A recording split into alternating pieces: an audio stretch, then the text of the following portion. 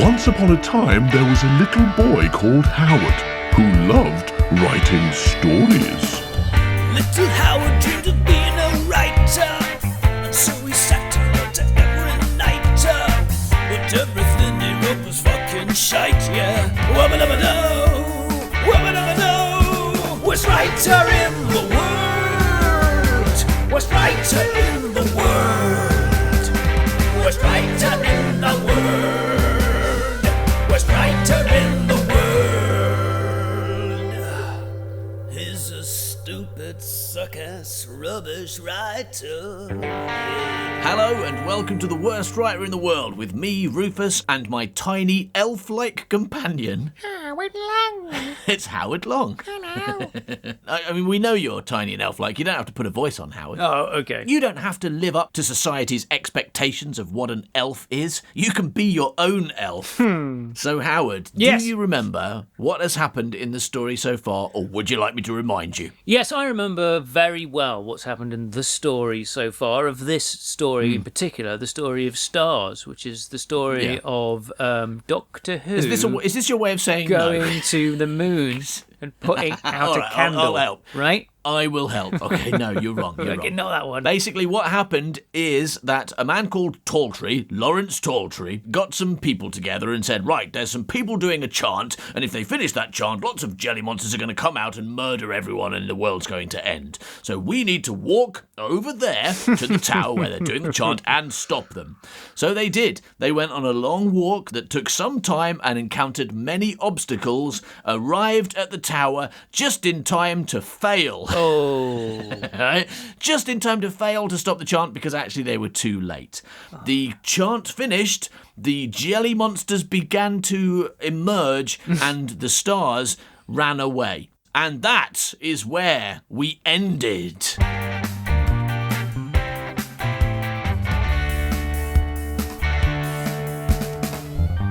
Howard, do you know what's tragic? Yes, the death of No. love. Oh, okay. I thought you were going somewhere dark then. But you went somewhere quite cheerful, the death of love. That is dark. Thank God that's over. I'm fucking sick of it.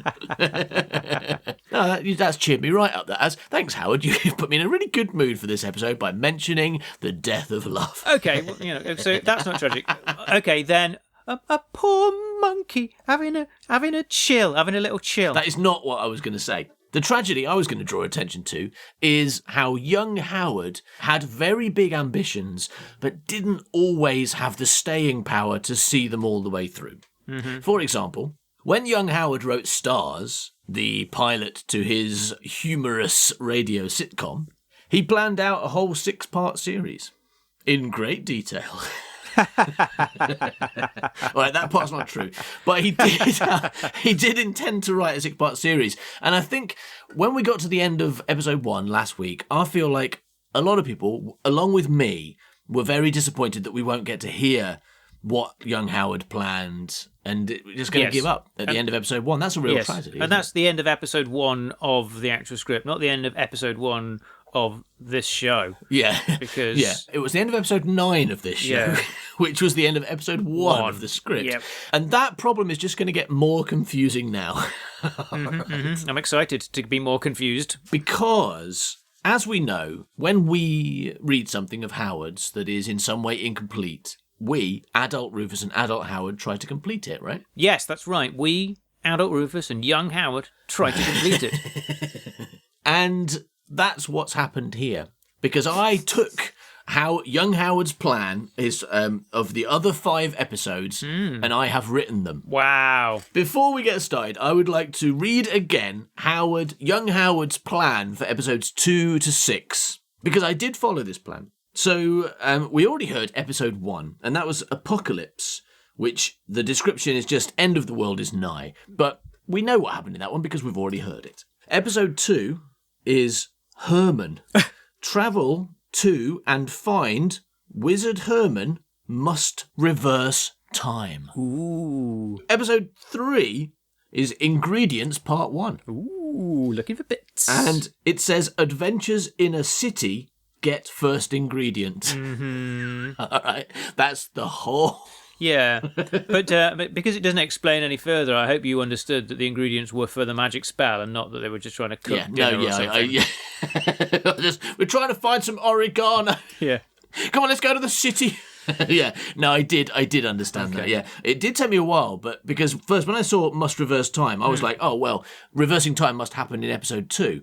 But then I was like, no, of course, the ingredients are for the reverse time spell that then happens in episode 6. So I did eventually understand that, and in time to make that what it's about. Brilliant. But only just.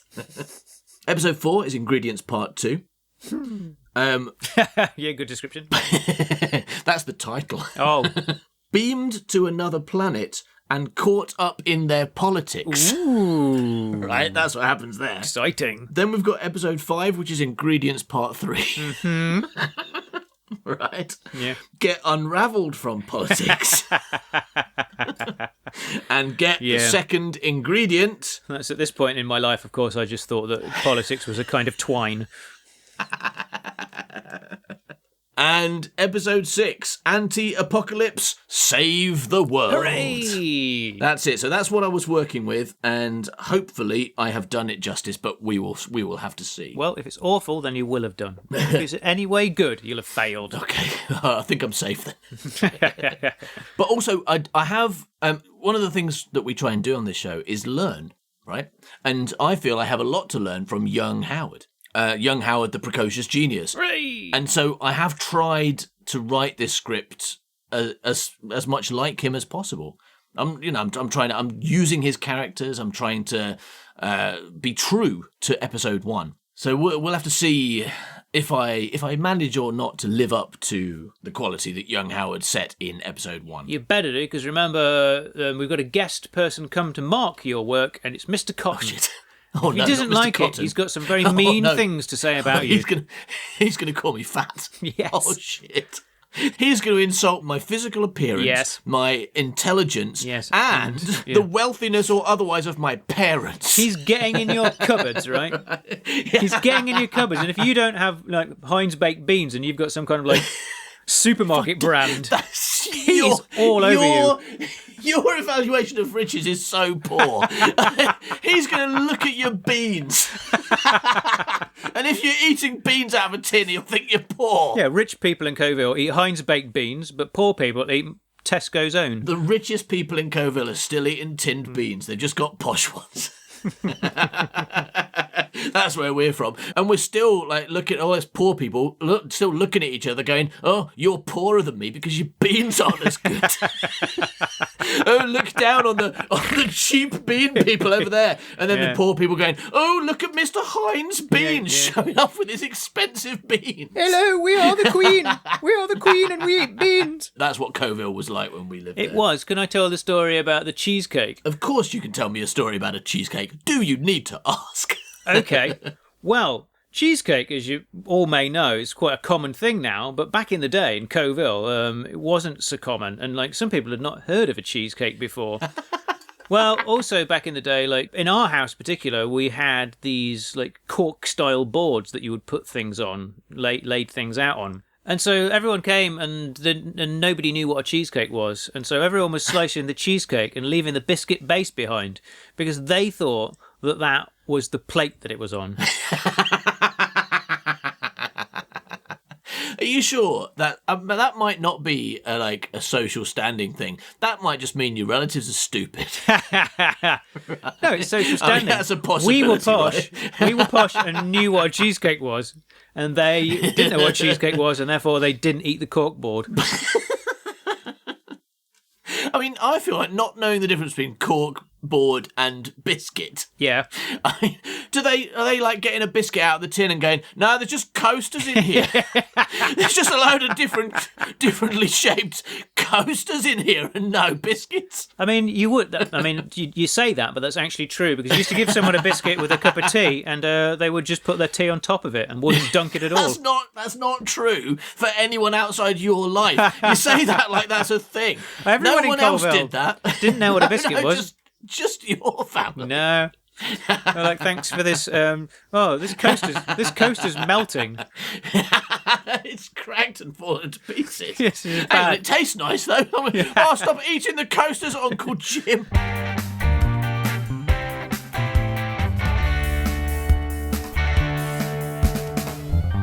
Right, so are you ready to start, Mr. Howard? I was breaked ready. Okay, so Stars, episode 2. Confusing because this is episode 10. Scene 1. The stars are all in Johann's house.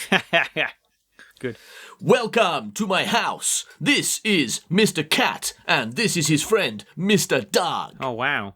They look a bit thin. Oh, Zer. When was the last time you fed Mr. Cat and Mr. Dog? What is this feeding you speak of? Brackets, confused. Yeah. Yeah. Very good. Maybe you should start calling them Mr. Skeleton and Mr. Other Skeleton, because they've both been dead for quite considerably some time. Brilliant. What? How could this be? Wait a minute, I'll do some magic. 8, blue, purple, 5, make my cat and dog alive. We hear the sound of a dog and cat skeleton coming alive. We What a great sound effect that We is. hear the sound. Yeah. We hear the sound of a dog and cat skeleton coming alive and attacking Sly. I'm being attacked by skeletons! Help! Why does everything bad happen to me? Brackets, feeling sorry for himself because he's being attacked by skeletons. Yeah. See what I mean? I'm trying to learn from young Howard. And, Oh, yeah. I and mean, it's emulate just the, like the my beauty stuff. of This it. is, yeah. Anyway, so feeling sorry for himself because he's being attacked by skeletons. Right. We hear a smash and a crunch and a bonk. Normally, I don't like being cruel to animals, but I'll make an exception when those animals are reanimated skeletons attacking my good friend Sly. Nice. Thanks, Ajax. Hey, now I've been bitten by a dog skeleton. Am I going to turn into a dog skeleton? I'd say that's very likely, yes. Oh, boggity bumholes. And you now owe me another 1,000 gold pieces for answering that question. We don't want you biting anyone else. I'd better smash you with my enormous axe now, as a precaution. We hear Ajax hitting Sly with his big axe. Ow! No! Stop! Why does everyone want to murder me? Stop messing about, Sly. Now, everyone gather round. Has anyone got a spare head I can borrow? I think he's broken mine. As you all know, we utterly failed to stop the chant, and now the world is being overrun with an infinite number of chaos beasties. Jelly monsters. And according to Johann, we only have 2 weeks before everyone is basically dead. Or jelly. Dead or jelly, yes. We need to waste no time and put our backup plan into action without a moment's delay. So, the first step, of course, is for me to do a quick roll call. Is that totally necessary? We have to make sure that everyone's here and we didn't accidentally lose anyone while we were invisible or something. As you know, I selected this team very carefully, and each of you has a unique skill that will help us survive the jelly. Specifically? First up, Johann. I'm a teapot. Johann is a teapot. That'll be handy if we want to make tea in him. Yeah. Next up, Ajax. I like murder. Ajax likes murder. That's good, isn't it? I mean, this is what was missing the first time round. Just someone stating what they like or like they do. Then there's Timkins. Ear and female, sir. Timkins' unique skill is that she has a really big bag with lots of alcohol in it. I thought her skill was navigation. No, it's alcohol. Don't you remember the time she turned her back on the city and thought it had disappeared? That's not the action of a navigator, but it is the action of someone who has a big bag with lots of alcohol in it. Right, and what were Philip and Era's special skills? Because whatever they were, we're going to have to survive without them since Philip and Era are dead. Brackets, reminding us that Philip and Era are dead. Well, Philip could cook bum sausages, couldn't he? And that was useful when we wanted a breakfast of bum sausages. And what about Era? Well, he did that really good Zippy impression, didn't he? He would have kept us entertained during the long nights spent hiding from Jelly. I think that clearly his skill was defeating jelly monsters. He had a innate ability to make jelly monsters be dead. We're really going to miss him. He's like the most now useful there's one. jelly monsters everywhere. Yeah. I thought he was the rubbish one. Yeah, he was up until that point. He was just about to come into his own, and then he died. That's a really good idea. That's absolutely what should happen, and this should be the time we find it out, right? Because you like let the audience believe that Era's just there to die. Yeah. That was no ordinary Zippy impersonation. His Zippy impersonation set out a particular sound frequency which could destroy Jelly. Kind of thing. Makes it fall apart and could have saved the world. Unfortunately, got eaten by that bird. Yeah. No, that is a good idea. That is a good joke at this point. That would be a good reveal, definitely. He can mass-produce custard with his nose. And everybody knows that there's nothing Jelly hates more than custard. Yeah, it melts it, and he dies. Yeah. All right. Now, this is why these episodes written by Rufus are always going to be a second best to what young Howard could have done. Anyway, so he would have kept us entertained during the long nights spent hiding from Jelly. Right, and what about me? What's my skill? Oh, I just brought you along to distract Skullgull Haggerty. You are? Wait a minute, what was Skull's special role in the group? He was here to murder you. So, you brought him along to murder me, and me along to get murdered by him. Yeah. Yes, I didn't think it made much sense either, but Skull assured me that it did. And he gave me 1,000 gold pieces and a free horse. So I didn't question him. Well, I couldn't question him, really. Not with that horse's willy in my mouth. Yeah. What are you here for, Sir Lawrence Talltree? I'm here to suck off horses. Those horses aren't going to suck themselves off. For 2 reasons. 1, can't reach. 2, can't suck. 3, don't want to. And that's pretty conclusive. That's why I've got to do it. Anyway, see you later. Bye. Good luck with those jelly monsters. Bye. Anyway, so Talltree just said Skull paid him to bring Sly along so Skull could kill him. So I didn't question him. Well, I couldn't question him, really. Not with that horse's willy in my mouth. Great. I feel really good about my role in the group. Brackets, he doesn't really. Oh, sir, I think you forgot to roll call the 2 new members of our group. Ah, yes, our replacements for Philip and Era, who sadly died when that bird ate them or whatever. Everyone, please say hello to Billip and Bera. Nice to meet you too, but name's not Billip and Bera. Name's Gorbillip and Banana. Hooray! Well, it's good to have you on board, Gorbillip and Banana. Hopefully, you'll last a bit longer than the last 2. And what's Gorbillip's special skill that he brings to the group? Gorbillip, bring banana. Say hello, Banana. Oh, hello, my name Banana. Do you want to play I Spy? Oh, sir, do you think 1 banana will be enough food for all of us? Yeah, at least when Philip was here, he had that bum full of sausages. No, you're not allowed to eat banana. Banana, Gorbillip's brother. Gorbillip, not happy if you eat his brother. So, let me get this straight. We've got no food, but we have recruited a gorilla and a banana onto our team. We could always hunt for food. Hunt what? Well, What about that strange four-headed bird over there on Johann's windowsill? We hear the bird caw. Oh no, it's attacking! Look out, everyone! Duck! Get out of it. Look more like mutated Griffin to Gorbillip. Oh, it's got Banana! It's got my brother! Oh! We hear Gorbillip and Banana getting eaten by a bird. Oh, sir!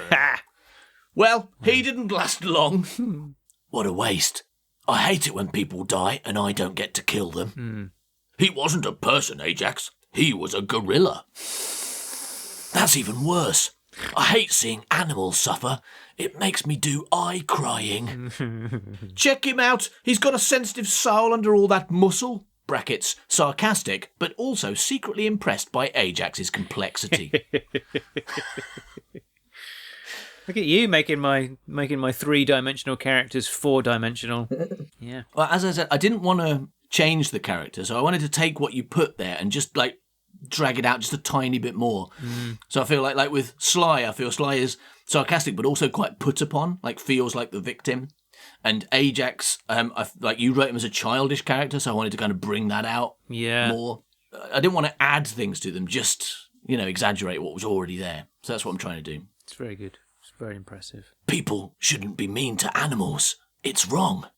Just the other day, I saw a man carrying a big canvas sack down to the river. But the sack was wriggling and whining and going woof. So I stopped him and made him open it. You'll never guess what was inside. A load of puppies. A load of puppies. All cute with whiskies and pawsies. That man was going to murder those puppies. He was going to bag and stream them. But I stopped him. I cut that man's arms and legs off. Then I used his arms and legs to play fetch with the puppies. Oh, sir, what did you do with those puppies? Well, I was really happy to have 4 new friends, so I took them to my favourite place in the whole world. Where's that? The soft play centre in the town. It's brilliant. They've got slides and things you can climb on. They said I was too old to go in, but then I murdered one of them, and after that they were quite accommodating. Oh, sir, what happened to the puppies? I took them in the ball pit. It's great in there, loads of balls. Anyway, they're dead now.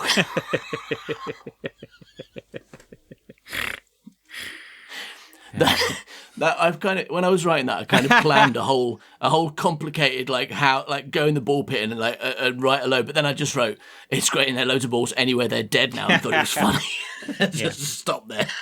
No, I mean that's fine. Otherwise, I was getting worried that there'd be 10 puppies, and you'd have to explain what happened to each of those puppies, and you'd run out of things really quickly. No, I think I'd be able to do that. Hang on, let me have a. All right, so the first 2. Yeah. The first 2 ran into a dog murdering house. Right. Yeah.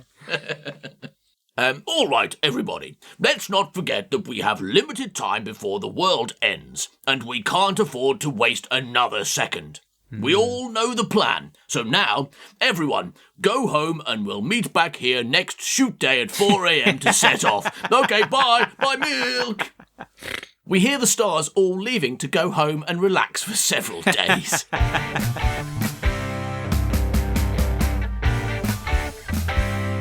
Scene 2. The stars are outside Wizard Herman's house. We hear birdsong and someone tilling in the distance. This is where my good friend Wizard Herman lives. She is a time wizard and she can send us back in time. Brilliant. Wait a minute. Wizard Herman is a woman? Yes, of course. I mean, she's called Wizard Herman, not Wizard His Man. You can't fault his logic. Yes, I can. Oh, and by the way, Sly, you owe me another 1,000 gold pieces for answering that question. Now, boggity tits. It's awfully big, this house, isn't it? And with such high walls around it. Tell me, Johann, does your friend Wizard Herman keep horses at all? Oh, sir, What are you talking about, Lawrence? Oh, sir, what are you talking about, Lawrence? I can't see a big house. Turn around, Timkins. Oh, there it is. I don't think I want to go into a big spooky house with walls around it. I'd rather go to that cosy-looking cottage over there, the one that's pinioned between the house and the forest. Oh, sir, I can't see a forest. Turn slightly to the left, Timkins. Oh, there it is. We are not going to Fable Cottage, okay? All they have there are dead chickens. The wizard lives in Century Chase with a girl called Rapunzel, who is her daughter. Or maybe it's just a girl she kidnapped. Or it might be a boy she cut the penis off and said it was a girl. It's super confusing in there. Just don't drink any wine she offers you, okay? We hear the sound of Ajax knocking on a thick wooden door. Knock, knock, trick or treat. We hear the door creak open. You sound familiar. I think that too. Every time I speak, I think, I've heard that voice before. Now, how about giving me some Halloween candy so I don't TP your house? Brackets, Ajax has been watching too many American TV shows. Your voice, it reminds me of a man who bought me for a cart full of vegetables and 3 chickens when I was just 12 years old, and then he married me when I was only 13. I'd never do something like that. I don't buy people, I murder them. And I don't marry people, I murder them. I like murder. I like murder too. Hey, we should get married. What? I thought you said... Oh yeah, good point. Have you got anyone who needs murdering? Because I could do that for you instead. How about yourself?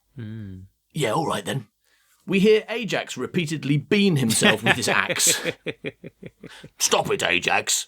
We hear Ajax stop it. Mrs. Wizard Herman, we need your help.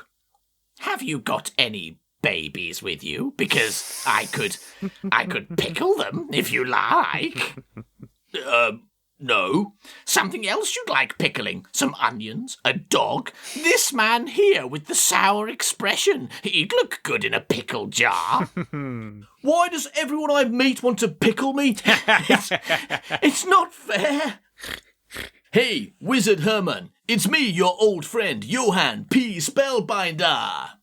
Oh dear, Catskin, hide the peas. Peas, fucking peas. Wizard Herman, you may have noticed that the world has been overrun with jelly monsters and is about to basically turn into jelly. Yes, and if the world turns to jelly, no more pickling.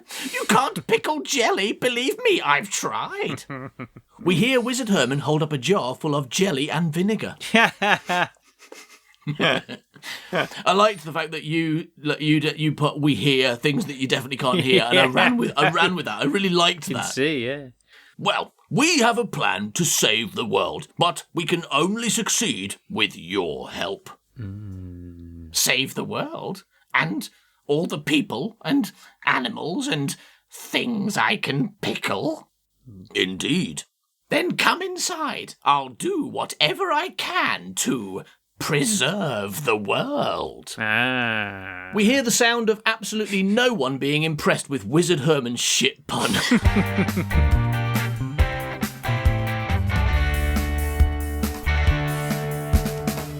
All right, so the stars, as we know, they failed to save the world, so they went back to Johann's house to make their plan. Their plan was to go and see Wizard Herman. All right, they went to Wizard Herman's house, knocked on the door, and Wizard Herman has invited them in. So now, scene 3.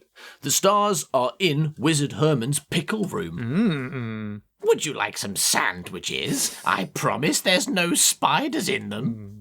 Oh, sir, yes, please. I'm bloody starving, I am. All I've had since breakfast is 8 bottles of Pernod. Do you think people know what Pernod is? Do they still make it? Do they still make it? And was it only available in the UK? It was It tasted like aniseed. It was an aniseed alcohol, wasn't it? Yeah. It was really, really unpleasant. And may still be. Well, and also it's pronounced Pernod. Pernod, yeah. I think, I don't think it was that unpleasant if you just had one like you're supposed to. But if you decide that's what you're drinking that evening and you have a whole bottle, then your sick's going to be a real funny colour. And you're never going to be able to drink it again. Anyway, so Timkins, being the devoted alcoholic that she is, has had 8 bottles of that since breakfast. And she said, I'm bloody starving, I am. Very well. I'll call my butler. Gull Haggerty, bring us some sandwiches, would you? We hear the sound of a man with a wooden leg walking into the room. Here you are, ma'am. I'll just add the special seasoning. I don't think we want a load of broken glass and scorpions in our sandwiches, actually. Oh dear. Silly me. Stupid mistake. Now you pointed out, it seems foolish to fill your sandwiches with broken glass and scorpions. Anyway, here you go. You're not going to replace these sandwiches then? I've made them now. I hate to see food go to waste. Just try to eat around the scorpions. Oh, sir, does anyone else think this butler looks familiar? I feel like I recognise his lack of leg, and lack of arm, and lack of eye. And that fish-shaped scar down his face. Oh, sir, you're Skullgull Haggerty. But we watched you die. No, my name is Bulgull Haggerty. You must have known my brother. Oh, sir, why are you attaching all that dynamite to Sly's head? Can I stop for a second? And ask, is this actually his brother, or is he just pretending? Because I don't know in this story now, because we've had Billip and Banana. No, Skullgull Haggerty absolutely melted in episode 1, and I am not retconning anything. So, no, he's when he says he's Bulgull Haggerty, he's telling the truth. So he's just his brother who happens to have had exactly the same voice and the same characteristics. The same injuries. Yeah. Coincidentally has exactly the same injuries. Wow. It's a big coincidence, but true, yes, absolutely. Oh, sir, why are you attaching all that dynamite to Sly's head? Oh, dear. Silly me. Stupid mistake. Now you point it out, it seems foolish to attach dynamite to this man's head and then light it. Why does everyone I meet try to blow up my head? Yes, Wizard Herman, perhaps we can get down to business. My friend Johan here, peas, evil peas, take me to your peas so I can oppress them. He says you can help us travel back in time to save the world. I know the spell to reverse time, but it is complex and requires many rare ingredients to make it work. Ooh. How many ingredients? 3. Doesn't sound that bad. And the first one grows in my garden. Because the first ingredient is time lettuce. Brilliant. I'll just go and pick some now, shall I? What does it look like? No, it cannot be picked by human hands. Oh, no. You mean it can only be picked by dog hands? No. I mean, I'll need to summon a magical creature to collect it for us. Yes. I'll need to summon a cat skin thing. Wow. What's a cat skin thing?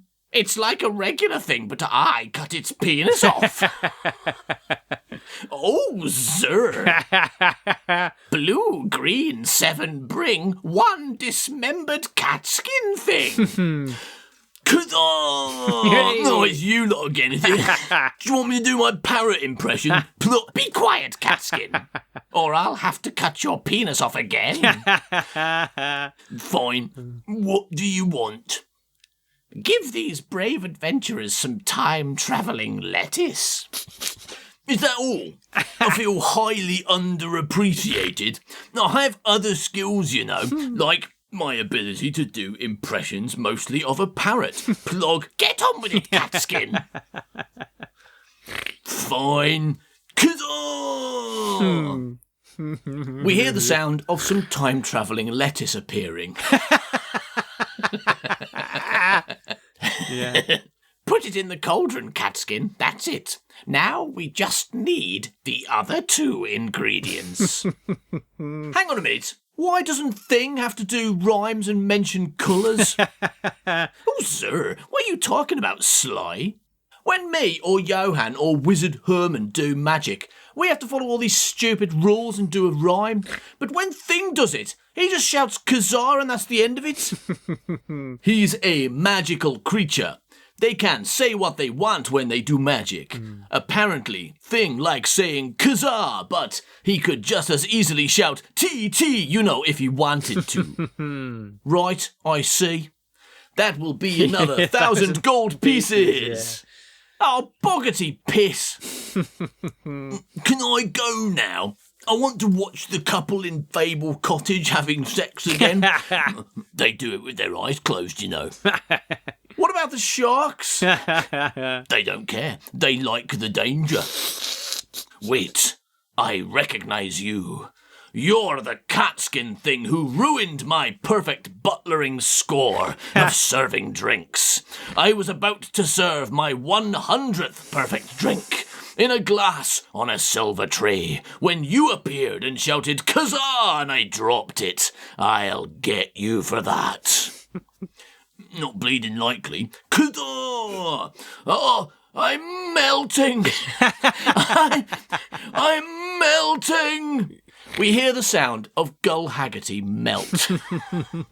Melty, melty. Another Gull Haggerty bites the dust. Brackets funny. Right now. That's the best stage direction yet. Yeah. I wrote that and I thought that's not very funny. I should make that funny, but then I thought of a quicker way of getting around it and just put it in the directions instead. Right, I'm leaving. If you need anything else in the future, don't bother calling me. Kazaa! We hear a wheezing groaning sound as Thing dematerializes. Can you send us back in time now, Mrs. Wizard Herman? No. First, you must fetch the other 2 ingredients. Here, I wrote them down on this piece of parchment for you. We hear the sound of the pickle wizard handing a piece of parchment to Sly. All right, let's have a squint at it. Ingredient number 1, thyme lettuce, got that. Ingredient number 2, boar's head. Well, that shouldn't be too difficult to get hold of. We'll just go to T.S. Blaw's ye olde ham specialist on the high street. Look more carefully, young man. It doesn't say boar's head. What? Oh, hang on. Bear's head? Where are we going to get a bear's head? Fret ye not. I will send you to a magical city on a whole other planet where you can have adventures. Oh, sir, a magical city with bears in? I'm going to need to get drunk for this. We hear Timpkins chugging a bottle of tequila. Yes, but I must give you a warning. When you arrive on this planet, whatever else may happen, you must not, under any circumstances, get involved in their politics. Why would we do something like that? Promise me, whatever you hear, whatever you learn, you will not get involved in that planet's politics. Brilliant.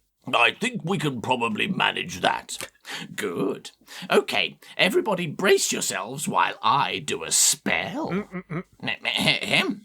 Now, with all of our yellowy, purpley fun done, send these 5 hero types to the city of London. Ooh. We hear the sound of a cello to indicate that teleportation is occurring. Little Howard dreamed of being a writer, and so he sat and wrote to every nighter. But everything he wrote was fucking fucking shite, yeah. Wubba-dubba-doo, wubba-dubba-doo. Worst writer in the world. Worst writer in the world. Worst writer in the world. Worst writer in the world. He's a stupid, suck-ass, rubbish writer. Yeah.